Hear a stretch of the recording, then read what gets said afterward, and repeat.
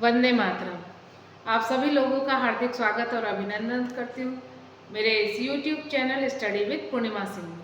आज हम लोग 4 वर्णों का उच्चारण देखेंगे। छोटे बच्चे और बड़े बच्चे भी कंफ्यूज होते हैं इसके उच्चारण में, क्योंकि बहुत थोड़ा इस डिफरेंस होने के कारण बच्चे समझ नहीं पाते हैं। तो आज के इस वीडियो में हम ये उच्चारण सीखेंगे और समझेंगे।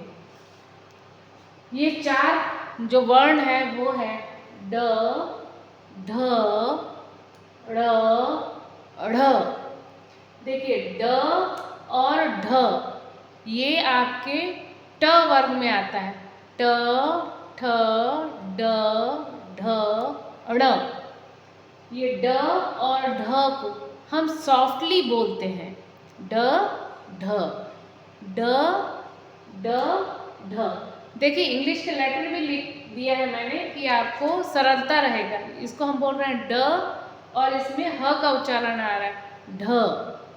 ठीक, फिर दूसरा है ढ़, ढ़। इन दोनों वर्ण को हम प्रेशर से बोलते हैं, जीभ ऊपर मोड़ते हैं और झटके से नीचे गिराते हैं, तब इन दोनों वर्णों का उच्चारण होता है ढ़, ढ़, ढ़, ढ़। अब इनको हम उदाहरण से देख लेते हैं तो हमारा और क्लियर हो जाएगा। दूसरी बात ये, इन दोनों को तो प्रेशर से बोलते हैं, इनको सॉफ्टली बोलते हैं। इन दोनों वर्ण को प्रेशर से बोलते हैं और ये दोनों वर्ण कभी भी शब्द के प्रारंभ में नहीं आता है, शब्द के बीच में आए या शब्द के अंत में आए। तो वो हम लोग अब उदाहरण से देख लेंगे और उसका उच्चारण का बार बार अभ्यास करेंगे तो हमारा ये उच्चारण क्लियर हो जाएगा। ये है ढ, ढोल, ढोलक, ढाबा, ढक्कन, ढीला, ढाका और ढाला। ये शब्द के देखिए प्रारंभ में आ रहा है ये और वो। बाकी ये ढ़, ढ़, ढ़ ये शब्द के प्रारंभ में नहीं आते, ये शब्द के बीच में आए या शब्द के अंत में आए। तो हमें क्लियर हो जाएगा उससे भी। पढ़ना, चढ़ना, बूढ़ा, बाढ़, बढ़ई, दृढ़ता, पढ़ाई, ऋण, पढ़, रूढ़। फिर ये है ड़, पेड़, सड़क, पेड़ा, छड़, बड़ा। देखिए जीभ ऊपर जा रही है, मुड़ रही है और फिर पलट रही है झटके से।